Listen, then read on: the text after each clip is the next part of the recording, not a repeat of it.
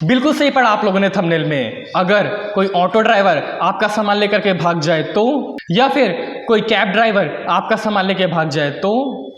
Hello everyone, my self आकाश और आप देख रहे हैं नॉलेज की उड़ान। आज की इस वीडियो में हम डिस्कस करने जा रहे हैं कि कोई भी ऑटो ड्राइवर या फिर कोई भी कैब ड्राइवर अगर आपका सामान लेकर के भाग जाता है, आपका सामान लेकर के फरार हो जाता है, तो ऐसे केस में आप क्या करेंगे। ऐसे केस में उस ऑटो ड्राइवर के ऊपर किन किन धाराओं के तहत कार्रवाई होगी और उसके ऊपर क्या क्या लीगल पेनल्टीज लगेंगी। तो इसी के साथ मैं आप लोगों से रिक्वेस्ट करता हूं कि आज की इस वीडियो को आप शुरू से लेकर के एंड तक बिना स्किप किए देखें, क्योंकि अगर आपने आज की इस वीडियो को शुरू से लेकर के एंड तक बिना स्किप किए देखा तो मैं आपसे कॉन्फिडेंटली कह सकता हूं कि अगर फ्यूचर में अगर आपके साथ कभी भी अगर ऐसा हुआ तो ऐसे केस में आप कानूनी कार्रवाई के साथ उस ऑटो वाले को सजा दिलवा पाएंगे।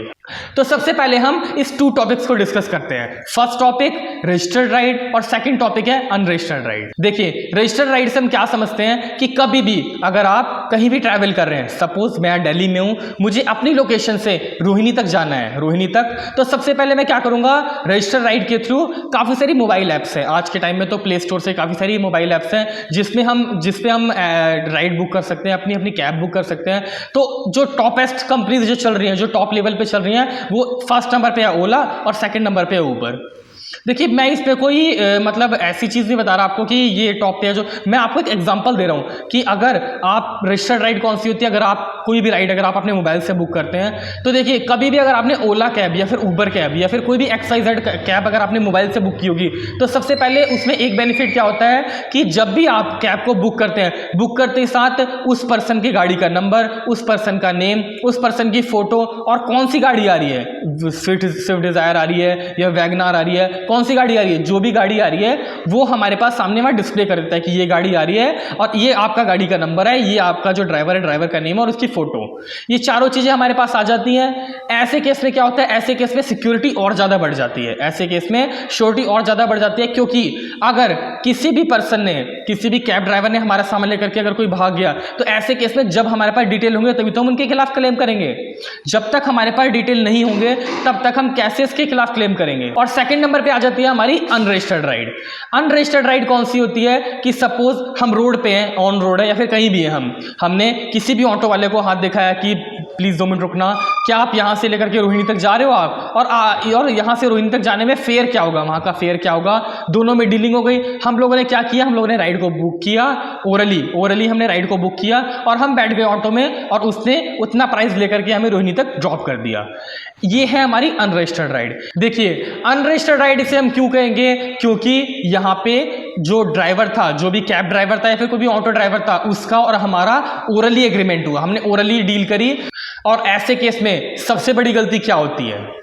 आपको पता है? सबसे बड़ी गलती ये होती है कि आपने उस ऑटो को बुक कर लिया, आपने उस कैब को बुक कर लिया, लेकिन 95% लोग ऐसे हैं जो कि उस ऑटो का या फिर उस कैब का जो व्हीकल नंबर होता है उसको नोट नहीं करते। उन्हें ये तक पता नहीं होता कि जो ऑटो का ड्राइवर है या फिर कैब का ड्राइवर है उसका नेम क्या है, या इतना तक पता नहीं होता। और ऐसे लोगों के साथ कोई भी अगर दुर्घटना होती है या फिर कोई भी ऐसा जो अनरजिस्टर्ड कैब ड्राइवर होता है वो अगर सामान लेकर के भाग जाता है, तो ऐसे केस में जो पैसेंजर होता है, जो पर्सन होता है, उसको ना तो उस गाड़ी का पता होता है, ना उस गाड़ी का नंबर पता होता है, ना ही उस ड्राइवर का नाम पता होता है। ऐसे केस में पुलिस वालों के लिए भी बहुत ही कॉम्प्लिकेटेड हो जाता है कि वो कैसे इस पे इन्वेस्टिगेशन करें, वो किस तरीके से इस पे इन्वेस्टिगेशन करें। इसीलिए मैं आप लोगों से ये रिक्वेस्ट करूंगा कि जब भी अगर आपको एक प्लेस से दूसरे प्लेस पे जाना हो, आप हमेशा रजिस्टर्ड राइड का ही यूज करें। क्यों? क्योंकि रजिस्टर्ड राइड अगर हम यूज करते हैं तो ऐसे केस में हमारे पास उसका गाड़ी का नंबर, ड्राइवर का नेम, ड्राइवर की फोटो, यहां तक कि गाड़ी का मॉडल कौन सा है, इतनी इंफॉर्मेशन तक हमारे पास आ जाती है। और अगर हम अनरजिस्टर्ड राइड बुक करते हैं तो इस केस में हमारे को ये जिम्मेदारी होनी चाहिए कि अगर हमने कोई भी अनरजिस्टर्ड राइड बुक करी तो ऐसे केस में हमें उस गाड़ी का नंबर, उस ड्राइवर का नाम, ये सारी इंफॉर्मेशन लेकर के अपने पास रखनी चाहिए। क्योंकि अगर हमारे साथ कोई भी दुर्घटना घटती है या फिर कोई भी ड्राइवर होता है, कोई भी ऑटो ड्राइवर है या कोई भी कैब ड्राइवर है अनरजिस्टर्ड वाला, तो अगर वो हमारा सामान लेकर के भाग जाता है तो ऐसे केस में तो हमें पता ही नहीं होगा कि गाड़ी का नंबर क्या है, उसका नेम क्या है, तो हम किसके ऊपर कार्रवाई करेंगे? हम तो उसी के ऊपर कार्रवाई कर सकते हैं जिनके पास हमारी डिटेल्स हैं। तो ऐसे केस में अगर हम पुलिस के पास भी कंप्लेंट लेकर के जाएंगे तो वो भी सबसे पहले यही बोलेंगे आपसे कि आप सबसे पहले पूरी डिटेल लेके आइए। किस गाड़ी में आप बैठे थे, गाड़ी का नंबर क्या था, उस ड्राइवर का नाम क्या था, ये सारी डिटेल्स आप लोगों को रखनी बहुत इंपॉर्टेंट होती हैं। इसीलिए मैं तो आपको सिर्फ यही चीज़ प्रेफर करूंगा कि कभी भी अगर आप राइड बुक कर रहे हैं तो आप सिर्फ रजिस्टर्ड राइड का यूज़ कीजिए। रजिस्टर्ड राइड का यूज़ करेंगे तो ऐसे केस में आपके पास जो ड्राइवर होगा उसकी गाड़ी से लेकर के गाड़ी नंबर और उसका नेम, फोटो, सारी डिटेल आपके पास अवेलेबल होंगे। और इसी के साथ अगर आपके साथ कोई भी दुर्घटना होती है तो ऐसे केस में वो डिटेल्स आपके बहुत काम आएंगे। और हाँ, इसी के साथ अगर आप आज की डेट में ओला कैब या फिर उबर कैब बुक करते हो तो ऐसे केस में आजकल जो कंपनीज हैं, ओला कंपनी या उबर कंपनी क्या करती हैं, ये आपका एक इंश्योरेंस करती हैं।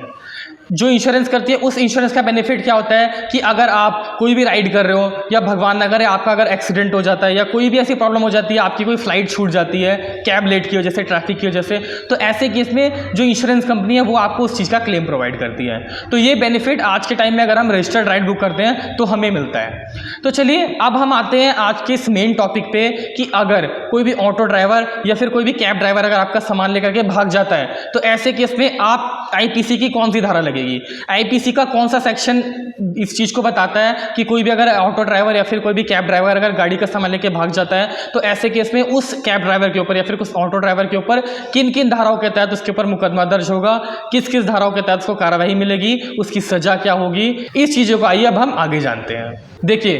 इंडियन पेनल कोड यानी कि भारतीय दंड संहिता का सेक्शन 407 धारा 407 ये कहती है कि कोई भी वाहक, कोई भी घाटपाल, कोई भी वाहक या घाटपाल बेईमानी पूर्वक अगर आपके सामान को लेकर के भाग जाता है, आपकी वस्तु को लेकर के भाग जाता है और आपके साथ धोखाधड़ी करता है तो ऐसे केस में उसके ऊपर धारा 407 के तहत मुकदमा दर्ज होता है और उसके ऊपर कार्रवाई होती है। देखिए, सबसे पहले हम ये जानते हैं कि घाटपाल और वाहक का मतलब क्या होता है। देखिए, वाहक क्या होता है, कोई भी पर्सन अगर आपकी वस्तु को एक जगह से दूसरी जगह पर लेकर के जाता है, एक जगह से दूसरी जगह पे लेकर के आपकी वस्तु को पहुंचाता है। इसमें जैसे देखिए आप रेलवे स्टेशन पे जाते हैं, वहां पे कुली होते हैं ना, वो भी इस चीज की श्रेणी में आते हैं, वो भी इस चीज की कैटेगरी में आते हैं कि अगर कोई भी पर्सन, वाहक आपका अगर एक सामान को आपके सामान को एक जगह से दूसरी जगह पे पहुंचाता है, ऐसे केस में वो सामान ही लेकर के भाग जाता है। अगर सपोज आपने कोई भी अपना सामान, आप मकान शिफ्ट कर रहे हो अपना, आप एक जगह से दूसरी जगह पे जा रहे हो, आपने एक टेम्पो बुक किया, आपने सारा सामान उस पर लोड करा दिया और आप उस टेम्पो को लेकर के जा रहे हैं।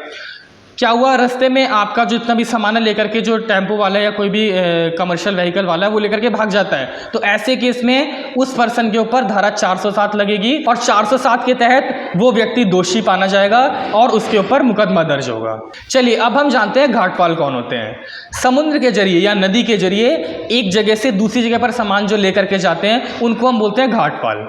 अगर समुद्र के जरिए हमारा एक जगह से दूसरी जगह पे सामान जा रहा है या नदी के जरिए जा रहा है तो ऐसे केस में जो घाटपाल होते हैं वो अगर आपका सामान लेकर के भाग जाते हैं तो ऐसे केस में भी उन पर्सन के ऊपर धारा 407 लगती है और वो धारा 407 के दोषी माने जाते हैं। चलिए अब हम जानते हैं कि ये जो धारा है ये 407 ये जमानती है अजमानती है। देखिए, ये जो धारा है ये एक नॉन बेलेबल ऑफेंस है, अजमानती अपराध है। ऐसे केस अगर कोई करता है, ऐसे ऑफेंस करता है तो उसको जमानत नहीं मिलती और इसी के साथ ऐसे अपराध करने वाले को 7 साल तक की कैद और जुर्माना या फिर दोनों भी हो सकते हैं। या तो 7 साल की कैद होगी या फिर जुर्माना होगा या फिर दोनों लग सकते हैं उसके ऊपर। और ये केस जो है आपका फर्स्ट क्लास मजिस्ट्रेट देखते हैं, फर्स्ट क्लास मजिस्ट्रेट के अंडर ये केस पेश होता है। सो मैं उम्मीद करता हूं कि आज की इस वीडियो देखने के बाद आप लोगों के मन में ये जो डाउट है, ये जो टॉपिक है पूरी तरीके से दूर हो गया होगा, आपको समझ में आ गया होगा। तो चलिए अब मैं आपको बताता हूं कि अगर आपके साथ ऐसा ऑफेंस हो गया, अगर आपके साथ ऐसी घटना हो गई तो आपको क्या करना है। देखिए, सपोज अगर आप दिल्ली में रहते हैं, जैसे मैं दिल्ली में रहता हूं, मैं एग्जांपल बता रहा हूं आपको। सपोज आप यहां से रोहिणी जा रहे हैं, मैंने रोहिणी का एग्जांपल दिया ना आपको, आप यहां से रोहिणी जा रहे हैं और रास्ते में सपोज वजीराबाद के पास जो है आपको कोई वर्क पड़ गया, कोई काम पड़ गया और आप गाड़ी से बाहर निकल गए, कैब से बाहर निकल गए। सपोज आप फ्रूट्स परचेज करने लग गए, तब तक क्या हुआ, वो कैब ड्राइवर या फिर वो ऑटो ड्राइवर है वो आपका सामान लेकर के भाग जाता है। तो ऑन द स्पॉट इंस्टेंट में आपको क्या करना है। देखिए, सबसे पहले आपको क्या करना है, सबसे पहले आपको वजीराबाद में आप खड़े हैं, आपको जिस भी लोकेशन पे आप खड़े हैं वहाँ के पुलिस स्टेशन में आपको जाना है, सीधे पुलिस स्टेशन में जाना है। और सबसे पहले आपकी रजिस्टर्ड राइड होगी, तो आपके पास डिटेल तो होंगे ही होंगे, तो आपको उन डिटेल्स को लेकर के पुलिस स्टेशन में जाना है। पुलिस स्टेशन में आपको धारा 407 यानी कि सेक्शन 407 के अंडर आपको एक FIR लिखवानी है। उस FIR को लिखवाने के बाद पुलिस वाले क्या करेंगे, उस केस में इन्वेस्टिगेशन करेंगे, उस ऑटो वाले को या फिर उस कैब वाले को पकड़ करके और कोर्ट में पेश करेंगे। इस केस को फर्स्ट क्लास मजिस्ट्रेट देखेंगे। तो इसी के साथ जब वो कैब वाला या फिर ऑटो ड्राइवर पकड़ा जाएगा तो उसके ऊपर धारा 407 के तहत कार्रवाई होगी, उसको 7 साल की जेल होगी और या फिर उसके ऊपर जुर्माना होगा या फिर उसके ऊपर दोनों चीजें भी हो सकती हैं। तो आज की वीडियो में हम लोगों ने डिस्कस किया कि अगर कोई भी ऑटो ड्राइवर या फिर कोई भी कैब ड्राइवर अगर आपका सामान लेकर के भाग जाता है तो ऐसे केस में आप क्या करेंगे। सो आई होप, देखिए मुझे इतनी तो उम्मीद है कि आज की इस वीडियो जिसने भी पूरी देखी उसको इतना तो पता लग ही गया होगा कि अगर कोई भी ऑटो ड्राइवर उसके साथ ऐसा करता है या कैब ड्राइवर ऐसा करता है तो वो इसके खिलाफ कैसे कदम उठा सकते हैं। देखिए आए दिन क्राइम बहुत ज्यादा बढ़ते जा रहे हैं, रोज अलग अलग तरीके के क्राइम हमारे सामने आते हैं कि आज ऐसा हो गया, आज ऐसा हो गया। तो ऐसे केस में हम लोगों को कानून का उचित ज्ञान, हम लोगों को कानून की जो करेक्ट इंफॉर्मेशन है उस चीज को पता होनी चाहिए। अगर हमको अपने लॉस के बारे में पता चलेगा, हम अपने कानून के बारे में जागरूक होंगे तो कल को हमारे साथ कोई भी दुर्घटना नहीं हो पाएगी। और इसी के साथ हमारी नॉलेज स्टूडेंट टीम जो है वो हमेशा इस चीज की कोशिश करती है कि आप लोगों तक एक लीगल इंफॉर्मेशन, एक अच्छी से अच्छी लीगल इंफॉर्मेशन आप लोगों को मिलती रहे, ताकि कभी भी अगर आप लोग किसी भी प्रॉब्लम में फंसे तो उस प्रॉब्लम का सॉल्यूशन आप लोगों को जरूर मिले। सो इसी के साथ मैं आप लोगों से उम्मीद करता हूं कि आज की इस वीडियो से आप लोगों को कुछ ना कुछ वैल्यू तो जरूर मिली होगी। और इसी के साथ अगर आपको वीडियो अच्छी लगी हो तो वीडियो को लाइक करें, कमेंट करें, सब्सक्राइब करें और हाँ, ऐसी इंफॉर्मेशन को अपने सभी फ्रेंड्स के साथ शेयर करें, ताकि अगर आपका कोई फ्रेंड भी अगर किसी प्रॉब्लम में हो, ऐसी प्रॉब्लम में, तो उसको भी इस चीज का सॉल्यूशन जरूर मिले।